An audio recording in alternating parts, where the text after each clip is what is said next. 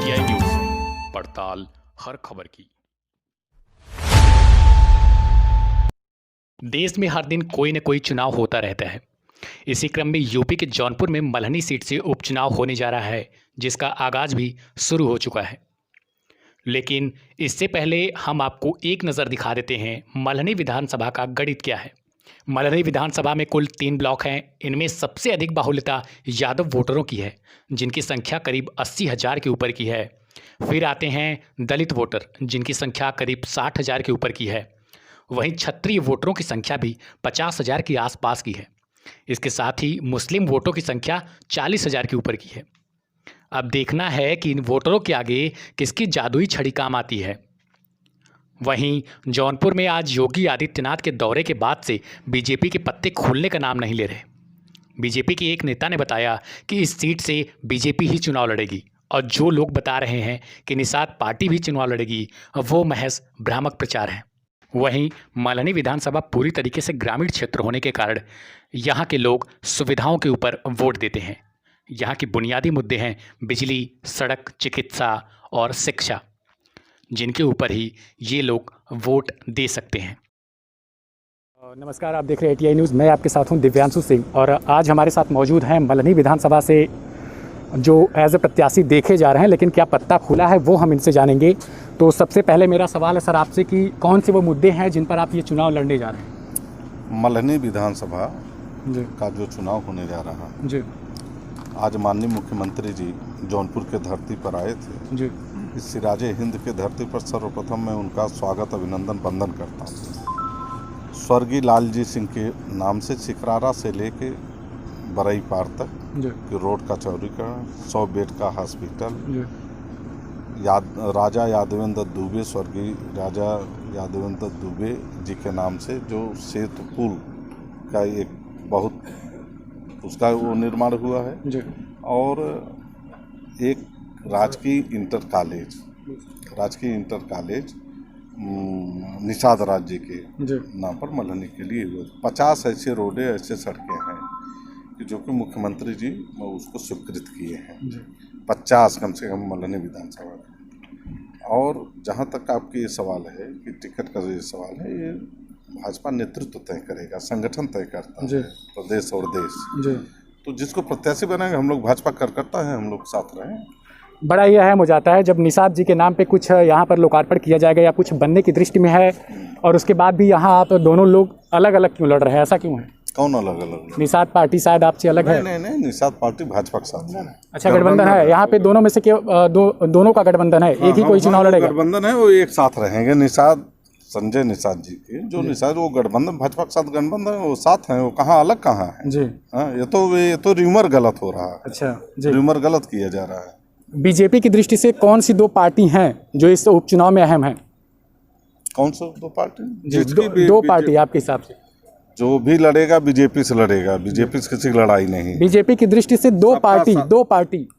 2 party कौन सी ऐसी party हैं जो इस उपचुनाव में आगे हैं? उपचुनाव किसकी लड़ाई है? जो भी लड़ेगा, चाहे जो पार्टी हो, सपा बसपा, चाहे जो भी लड़ेगा, वो बीजेपी से लड़ेगा। बीजेपी किसी की लड़ाई नहीं है। सबका साथ, सबका विकास, हर वर्ग बीजेपी के साथ है। और मल्हनी विधानसभा ऐतिहासिक जीत होगी, और भाजपा की ऐतिहासिक जीत होगी, और हर वर्ग का नौजवान भाजपा के साथ है यार। ऐसा तो नहीं, मोदी जी के साथ है, आदरणीय योगी जी के साथ है, और इस समय पूरे मल्हनी विधानसभा का नौजवान पूरे प्रदेश और देश को देख रहा है। ऐसा तो नहीं है कि केवल उपचुनाव के पहले ये सब घोषणाएं, उसके बाद उपचुनाव के बाद फिर से कुछ नहीं, स्वीकृति हो गई, कोई घोषणा नहीं। यहाँ काम होता है, काम शुरू हो गया, 1 हफ्ते में काम शुरू हो जाएगा, और काम हो रहा है। 24 घंटे बिजली मिल रही है कि नहीं पूरे जनपद में। अब आने वाले दिनों में 24 घंटा हमेशा के लिए बिजली मिलेगी जी। तो जिस हिसाब से किसानों का विरोध अभी हुआ है फिलहाल में, उस हिसाब से आपको लगता है कि मल्हनी कोई विरोध नहीं, कोई किसान सब खुश हैं इस बिल से। किसान सब खुश हैं। जो यहाँ की लोकल समस्या है, समाजवादी पार्टी जब रही है मल्हनी विधानसभा में, गुंडागर्दी की है, वो गुंडागर्दी समाप्त होगी। भाजपा सरकार में सबका साथ, सबका विकास, गुंडागिरी नहीं चलेगी।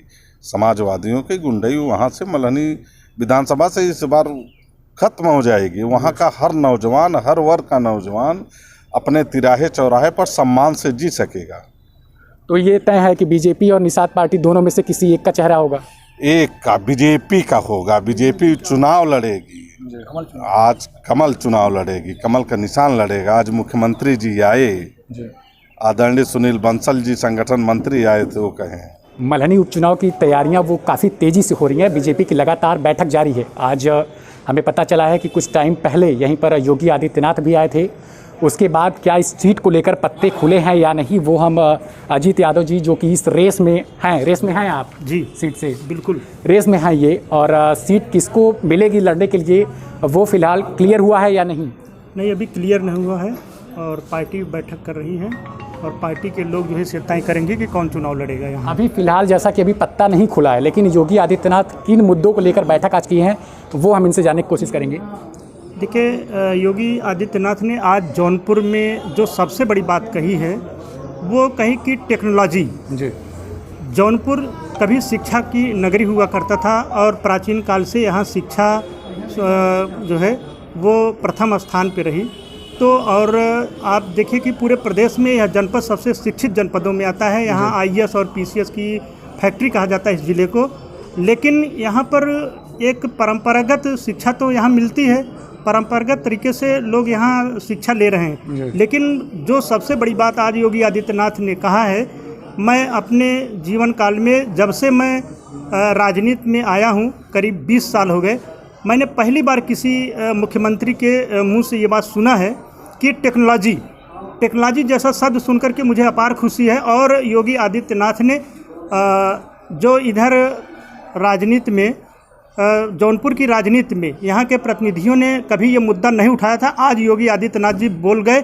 इस बात के लिए मैं माननीय योगी जी को धन्यवाद देता हूँ और अपार खुशी है कि मल्हनी का ये जो चुनाव है इसमें जनता जिसको चुनाव जिताएगी, योगी जी ने आश्वस्त किया है कि अगर भाजपा की झोली में ये सीट जाती है तो मैं यहाँ पर विकास की झड़ी लगा दूंगा। और उस झड़ी के क्रम में उन्होंने जो टेक्नोलॉजी जैसा शब्द का प्रयोग किया है वो हमारे लिए और हमारे जनपद के लिए बहुत ही खुशी का विषय है। जी। और तो निषाद पार्टी के साथ आपका गठबंधन यहाँ भी जारी रहेगा या फिर वो टूट सकता है यहाँ के लिए? अब ये राष्ट्रीय पार्टी के राष्ट्रीय पदाधिकारी जाने, ये हमारे स्तर का विषय नहीं है। जी। और एक चीज़ बड़ा रोचक हो जाता है कि लगभग चुनाव से ठीक पहले, उपचुनाव से ठीक पहले 24 घंटे बिजली देने का कनेक्शन क्या है वोट से? देखिए, भारतीय जनता पार्टी की जो पहले घोषणाएं थी उसमें यह था कि दीनदयाल उज्ज्वला योजना के दीनदयाल उपाध्याय वो विद्युतीकरण योजना के तहत जब हमारे ज़िले में, जिस ज़िले में सबसे पहले सब जगह कनेक्शन हो जाएगा, हर घर में कनेक्शन पहुंच जाएगा, मीटर लग जाएंगे, उस ज़िले में 24 घंटे बिजली की आपूर्ति की जाएगी।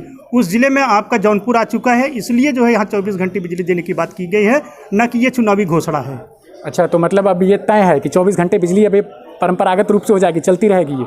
जी, जब तक भारतीय जनता पार्टी की सरकार है इसमें कोई बदलाव नहीं होगा। ऐसा तो नहीं है ना कि उपचुनाव के बाद फिर से बत्ती गुल?